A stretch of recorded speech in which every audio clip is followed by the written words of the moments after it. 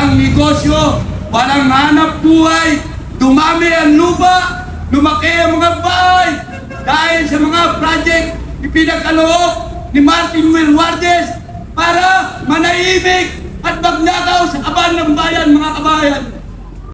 Dahil sa aming distrito ay meron akong nasaksiyan.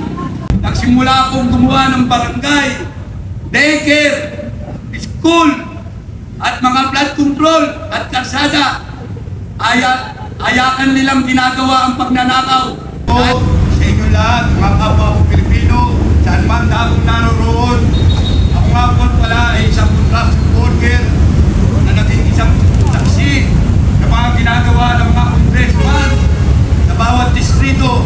Bilang kung saan ako naroroon, ay nasasaksihan ko at nakikita ko ang mga paggawa nila ng mga project, hindi lang ang flood control project, pati ang mga road widening at mga building, school, at mga barangay building, barangay daycare. Nasaksihan ko po lahat ang pagkagawa po nila at talagang ninanakaw nila ang materyales at simentong kinakabit sa bawat distrito, bawat lugar, bawat barangay, mga kababayan. Ako po ay narating ko ang trabaho kong ito mula sa pagka-helper hanggang sa posisyon ko maging isang foreman, dahil nakakausap ko po ang aking mga project engineer at mga distritong congressman at iyakan kong nasasabi ngayon, mga kababayan ko, na ninanakaw nila ang pondo. Dahil sa aming distrito ay meron akong nasaksiyan na ngayon ay isa siyang congressman at isa rin siyang nabanggit ng isang kontraktor na pinagtitiinan nila. Itong kontraktor na to ay kilalang-kilala po natin. At tiyak at alam nyo kung sino ang iniipit nila. At isang congressman doon na binanggit nila. At tiyak kilala ko, walang negosyo, walang hanap buhay, dumami ang lupa, lumaki ang mga bahay dahil sa mga project ipinagkaloob ni Martin Romualdez para manahimik at magnakaw sa kaban ng bayan, mga kabayan. Alam niyo, mga kabayan, kaya naniniwala ko sa sinasabi ng isang kontraktor na si Vizcaya ay may mga congressman na nagdanakaw sa ating mga project. Dahil etong congressman nito, hindi ko itatago sa inyo ang kanyang lugar. Sa bayan ng Laguna, sa distrito ng Laguna, ika-4 ng distrito ng Laguna. Ako po ay nagmula sa bayan ng Santa Cruz, Laguna. Kaya ako po nasaksiyan to, mga kababayan. Dahil po ang hanap buhay ko nga po, ulitin ko, isang construction worker. Nagsimula akong gumawa ng barangay, daycare, school, at mga flood control at kalsada.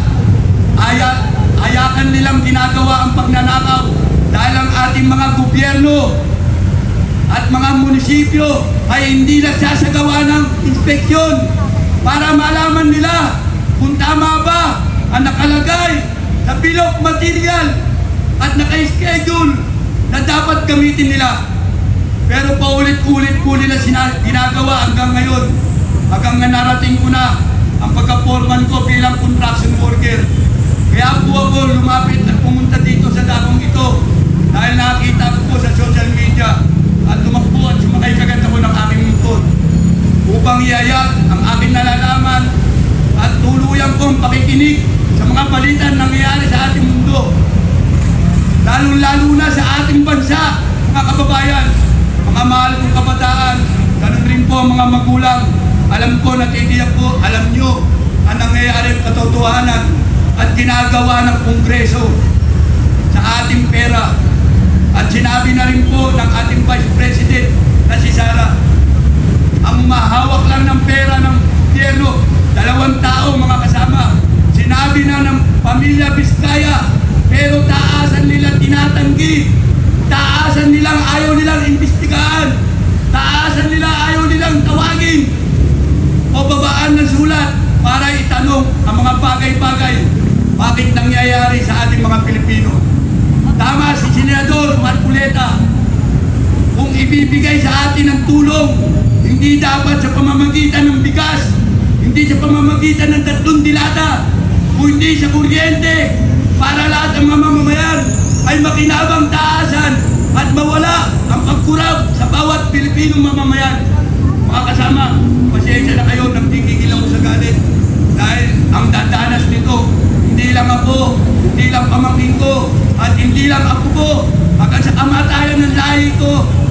Dadanasin nila ito pag hindi natin sila susupiling, hindi natin sila babaguhin, dahil mismo sila ang sumisira na ayon sa batas ang nasusunod yung mga sariling interes nila, mga kabayan. Mga kababayan po, saan man dako ng mundo o Pilipinas, alam ko may Pilipino. Nananawagan po kami sa inyo ng pagkakaisa sa kahit saan man dako ng mundo. Nawa mga kababayan, social media man o TV at may mga Facebook tayo, magsalita na ang bawat isa, mag-post kayo, huwag kayong mag-comment, sabihin nyo ang katotohanan. Huwag tayong manahimik mga kababayan, ang makikinabang nito, ang bawat Pilipino, bawat kabataan, nasisibol, pagkatapos ng panahon nito. Mga kababayan, etong kaprasong pananalita ko to, alam ko makakarating to sa aking lugar, sa bayan ng Santa Cruz, Laguna. Taasan ko sinasabi, ang itong congressman ito, at naniniwala ko sa paliwanag ng isang kontraktor na si Vizcaya ay talagang kurapto. Dahil ako'y isang bahagi sa kanya mga project at flood control na natibag sa bayan ng Laguna at mga tulay na bumuo sa bayan ng Laguna.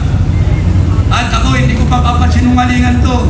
Pagkakataon ko na to para masabi ang katotohanan ang nangyayaring sagwatan sa loob ng Kongreso sa pamamagitan na namumuno sa kanila at nagtuturo ng maling baltot na batas sa pangansariling kapakanan nila, mga kababayan. Sana nawa mga kababayan, dumating kayo, makipagkaisa kayo, kung sino man malapit o malayo man kayo mga kababayan, magsalita kayo. Huwag kayong manahimik dahil naaabala kayo. Ang makikinabang nito mga kababayan, ang makikinabang talaga nito sa sinasagawa ng bawat Pilipino sa ngayon ay bawat Pilipino sa mandahong ng mundo, mga kababayan. Nawa, huwag kayong magsawa. Paalisin natin ang namumuno sa Kongreso ng taasan na nanahimik at kumuha pa ng tagapagsalita. Dahil hindi niya na kaya ipaliwanag ang lahat ng tinuturo sa kanya at pinapatiko sa kanya.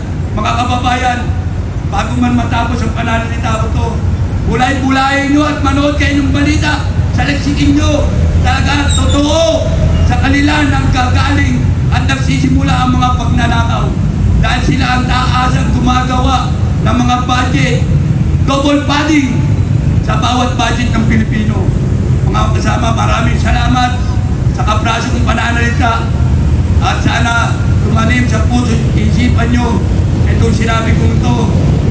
At naway, huwag kayong magsawa, magsalita at kumilos upang sa ating bansa itaguyod ang katwiran, itaguyod na ayon sa batas upang lahat ng Pilipino'y makinabang. Maraming salamat po, maganda.